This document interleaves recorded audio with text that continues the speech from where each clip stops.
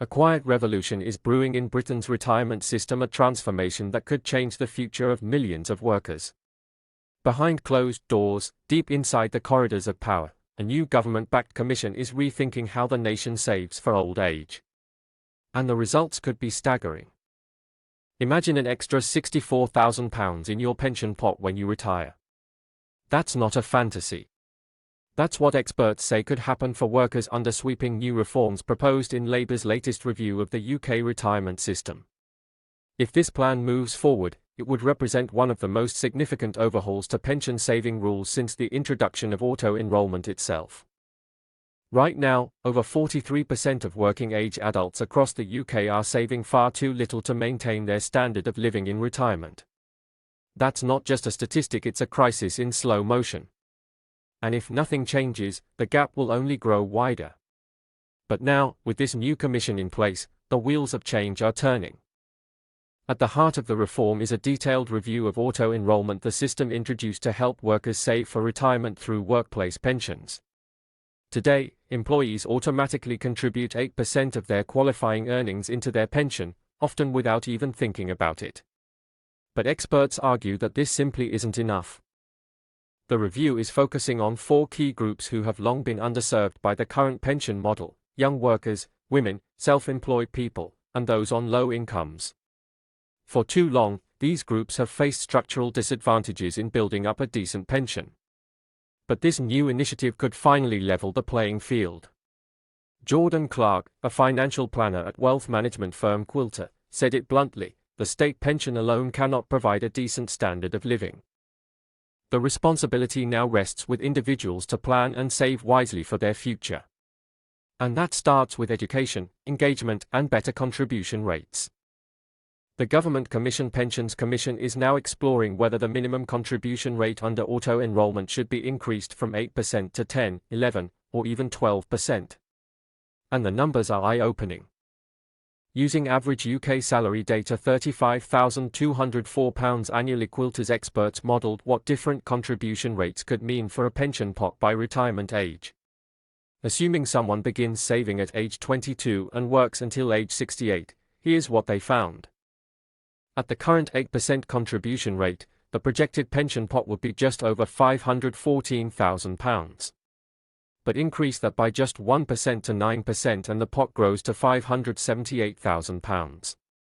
That's a difference of more than £64,000. At 10%, the figure jumps to £643,000. At 11%, it's over £707,000. And at 12%, a staggering £771,000. That's £250,000 more than what someone would retire with under the current rules. This is the power of compounding returns and why financial experts are urging younger workers to act now. Small changes today can lead to massive rewards tomorrow. But here's the catch. The government has made it clear that no increases to minimum contributions will take place during this current parliament. That means no change until at least after the next general election. However, the direction of travel is clear. The current system, while helpful, is no longer fit for purpose. The Office for Budget Responsibility, or OBR, issued a stark warning. They said the triple lock, the mechanism used to increase the state pension each year, will be 3 times more expensive by 2030 than originally expected. By the end of the decade, it could cost the government over £15.5 billion annually. Richard Hughes, chair of the OBR, did not mince words. He said, the UK public finances are in an unsustainable position in the long run. According to Hughes, the government simply cannot afford all the promises it has made to future pensioners without serious reforms. That's why change is inevitable. Without reform, many future retirees will face financial hardship. In fact, DWP figures show that private pension provision may fall by 8% over the coming decades. Final salary pensions are disappearing. Today's workers may actually retire poorer than those who went before them. Projections suggest that retirement incomes in 2050 will be only 1% higher than those in 2025. And once you adjust for inflation, that means real retirement incomes could be flat or even declining. This isn't just a problem for the future. It's a problem now. A shocking 73% of savers fall short of the benchmarks for a moderate standard of retirement, according to the Pensions and Lifetime Savings Association. And 91% miss the mark for a comfortable retirement. That means the vast majority of workers today are simply not saving enough. But there is a solution, and it's within reach. Quilter's financial planners say that increasing the minimum auto-enrolment rate even by just 1 or 2% could transform retirement outcomes for millions. They also advocate lowering the starting age for auto-enrolment from 22 to 18, allowing younger workers to benefit from more years of compounding growth. Clark and Futcher, financial experts at Quilter, both say the urgency couldn't be greater. Younger generations face a future where final salary pensions are extinct, housing is unaffordable, and state support is dwindling. Without intervention, they may be forced to work longer, retire later, and live on far less. The harsh truth is that many working-age people today simply don't understand how far behind they already are. Without proper financial planning, they risk arriving at retirement with nowhere near enough to live on. And by then, it will be too late. The need for bold reform is not just academic, it's deeply personal. Clark warned that if workers don't make changes now, the gap between their desired lifestyle and their actual retirement reality could be massive.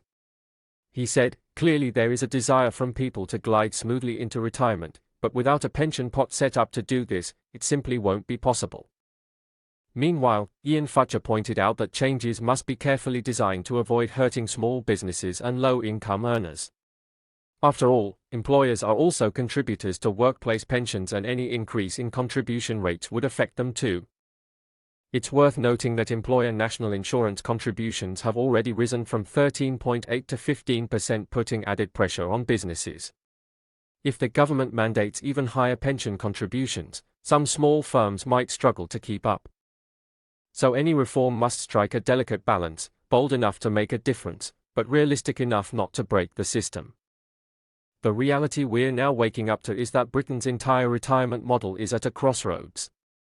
What once worked for a generation with final salary pensions, affordable homes, and a generous welfare safety net is no longer working for the modern worker. The cost of living has soared. Wages have stagnated. And saving for the future has become a luxury many feel they simply can't afford. But what happens when those who can't afford to save now become the retirees of tomorrow? What happens when millions hit their late 60s with no private pension, relying solely on a state pension that pays just over £11,500 a year? This is the nightmare scenario the government is trying to prevent. And it's why the newly commissioned pension review isn't just a box-ticking exercise, it's a last-minute course correction before we hit the rocks. One of the biggest concerns raised in recent years is that auto-enrolment doesn't go far enough to protect the most vulnerable. In its current form, it excludes those earning under £10,000 a year from being automatically enrolled. That disproportionately affects part-time workers, many of whom are women. It also excludes young workers under 22, just at the point in their lives where starting a pension would yield the greatest long-term benefit.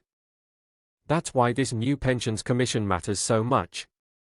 By 2027, the Commission is expected to release its findings. These could form the foundation for a completely reimagined pension system in the UK, one that's fairer, more inclusive, and better aligned with modern realities. For now, the message from the experts is clear: don't wait for government to solve this problem for you. Start saving now. Review your contributions. Talk to a financial planner if you can. The sooner you start, the more options you'll have. The future of retirement in the UK is changing, and the decisions made in the next 2 years could shape the lives of generations to come. This is not just a financial issue. It's a social issue. It's a moral issue. And for millions of workers, it could mean the difference between retiring with dignity or retiring with despair. The clock is ticking.